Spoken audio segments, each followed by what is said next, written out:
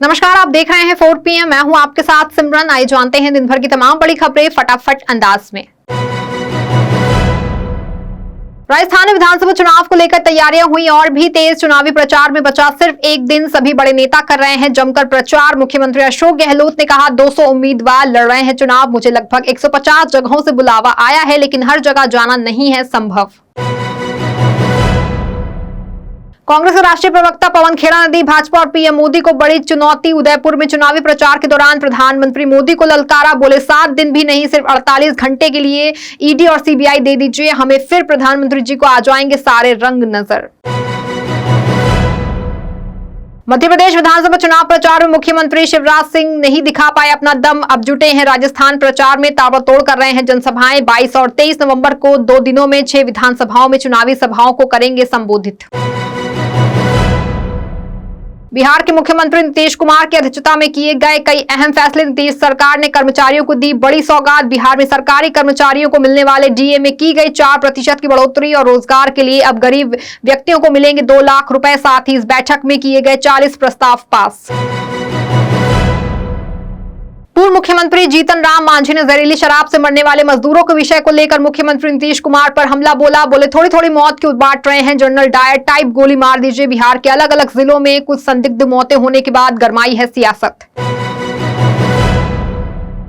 मध्य प्रदेश में महिलाओं पर नहीं चलता दिख रहा भाजपा की योजनाओं का जादू। भाजपा द्वारा लाडली बहना, सस्ता रसोई गैस सिलेंडर देने सहित अन्य योजनाओं को आगे रखकर लड़ा गया विधानसभा चुनाव। एमपी में 230 सदस्यीय विधानसभा में 20 सीटें ऐसी जहां महिला मतदाताओं की संख्या पुरुषों की तुलना में अधिक है, फिर भी सीटों पर मतदान में पुरुष रहे आगे। मध्य प्रदेश में चुनावी नतीजे आने से पहले लगाई जा रही है शर्त। पूर्व मुख्यमंत्री कमलनाथ ने हारने पर 10 लाख, तो वहीं भाजपा प्रत्याशी के हारने पर 1 लाख की लगी शर्त। दोनों के बीच लगी इस शर्त में बाकायदा स्टाम्प पेपर पर 3 गवाहों को भी किया गया है शामिल। 3 दिसंबर को आने वाला है चुनावी परिणाम। Madhya Pradesh high court bar association के नए पदाधिकारियों के चुनाव के लिए आज कड़ी सुरक्षा के बीच कराया गया मतदान। सुबह 11 बजे शुरू होकर शाम 5 बजे तक चली मतदान प्रक्रिया। शाम 6 बजे से की गई मतों की गिनती शुरू और रात 11 बजे तक आ जाएगा रिजल्ट। लोकसभा चुनाव से पहले कांग्रेस की उत्तर प्रदेश इकाई के अध्यक्ष अजय राय ने किया भाजपा को लेकर बड़ा दावा, बोले 2024 के चुनाव में देश में दिखने को मिलेगा बीजेपी हटाओ देश बचाओ का माहौल। प्रदेश में भाजपा कर रही है नफरत फैलाने का काम। दिल्ली सरकार की जल मंत्री आतिशी ने जताई आशंका, दिल्ली में जल्द हो सकती है पानी की भारी किल्लत। आतिशी ने एलजी को बताया दिल्ली जल बोर्ड का 910 करोड़ रुपए है बकाया, जिसे नहीं जारी कर रहा वित्त विभाग। साथ ही चीफ सेक्रेटरी पर लगे दिल्ली को संकट में डालने के आरोप। स्किल डेवलपमेंट मामले में पूर्व केंद्रीय मंत्री एन चंद्रबाबू नायडू को मिली जमानत के खिलाफ आंध्र प्रदेश सरकार पहुंची सुप्रीम कोर्ट। दरअसल नायडू पर उनके मुख्यमंत्री रहते हुए 300 करोड़ रुपए से ज्यादा का स्किल घोटाला होने का लगा है आरोप। इस मामले में बढ़ सकती है चंद्रबाबू नायडू की मुश्किलें। कांग्रेस नेता राहुल गांधी के पीएम मोदी को लेकर दिए गए अपमानजनक बयान पर गरमाई सियासत। बीजेपी नेता रविशंकर प्रसाद ने राहुल गांधी से माफी मांगने को कहा। प्रसाद ने इसे बताया बहुत ही शर्मनाक, बोले अगर राहुल गांधी माफी नहीं मांगेंगे तो देश की जनता उनको देगी जवाब। एआईएमआईएम के प्रमुख असदुद्दीन ओवैसी के छोटे भाई और तेलंगाना के विधायक अकबरुद्दीन ओवैसी ने खुलेआम पुलिस को धमकाया। रात 10 बजे के बाद माइक इस्तेमाल करने को मना करने पर भड़के ओवैसी के छोटे भाई, बोले मुझे रोकने वाला अभी तक कोई पैदा नहीं हुआ है। पूर्व विधायक विजय मिश्रा की बेटी के खिलाफ कड़ी कार्रवाई। गैंगस्टर एक्ट के तहत उनकी बेटी सीमा मिश्रा और कुंबे के नाम लालापुर थाना फूलपुर प्रयागराज में 4 बीघे से ज्यादा जमीन की गई जब्त। पुलिस ने माइक से मुनादी कर दी जानकारी। बता दें कि पूर्व विधायक विजय मिश्रा दुष्कर्म के मामले में आगरा जेल में काट रहे हैं सजा। महाराष्ट्र में शरद पवार और अजित पवार गुट के बीच हाई हुआ सियासी पारा। एनसीपी प्रतिनिधि मंडल ने जगदीप धनखड़ से मुलाकात कर प्रफुल्ल पटेल राज्यसभा सदस्यता रद्द करने की मांग हुई तेज। शरद पवार गुट के प्रतिनिधि मंडल में सुप्रिया सुले, राज्यसभा सांसद वंदना चव्हाण हैं शामिल।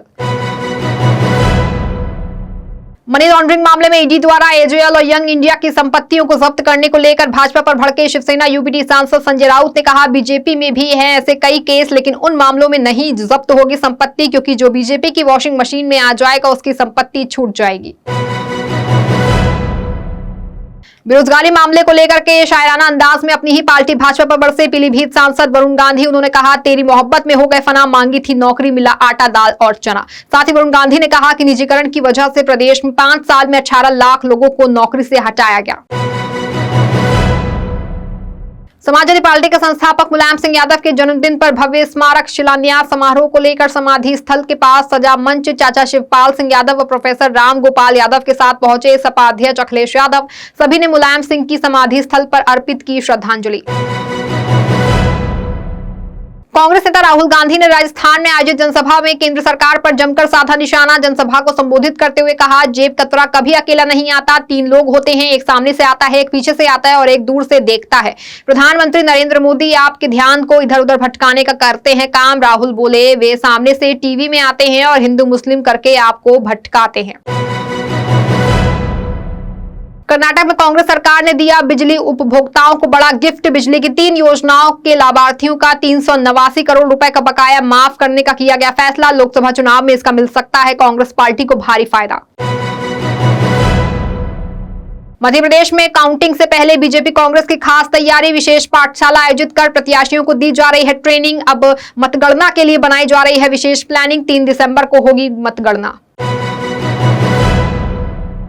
दिल्ली बीजेपी अध्यक्ष वीरेंद्र सचदेव को मिला चुनाव आयोग का नोटिस। इनके खिलाफ आम आदमी पार्टी ने चुनाव आयोग में दर्ज कराई थी शिकायत, जिसे लेकर हुई जारी हुआ है अब नोटिस। बसपा सांसद दानिश अली के खिलाफ दिए गए आपत्तिजनक बयान को लेकर बीजेपी सांसद बिधूड़ी को प्रिविलेज कमेटी के सामने हाजिर होने का दिया गया निर्देश। दानिश अली के खिलाफ आपत्तिजनक टिप्पणी करने को लेकर बीजेपी सांसद रमेश बिधूड़ी की देश भर में हुई थी आलोचना। Commander lieutenant general Rana Pratap Kalita ने मणिपुर में जाति संघर्ष को लेकर दी प्रतिक्रिया। बोले, जब तक वापस नहीं आएंगे लूटे गए 4000 हथियार, जारी रहेगी मणिपुर में हिंसा। ओपन एआई में सीईओ का पद संभाल रहे सैम आल्टमैन को नौकरी से निकालने के बाद कंपनी को हुआ नुकसान। ओपन एआई से सैम आल्टमैन के निकाल जाने के बाद कंपनी का सबसे पॉपुलर प्रोडक्ट चैट जीपीटी भी पड़ गया है ठप। कई यूजर्स ने की इसकी शिकायत। यूजर्स को चैट जीपीटी एक्सेस करने में हो रही है परेशानी। फिलहाल इस बुलेटिन में बस इतना ही। आप ऐसी बड़ी तमाम खबरों से जुड़े रहने के लिए देखते रहें 4PM। धन्यवाद।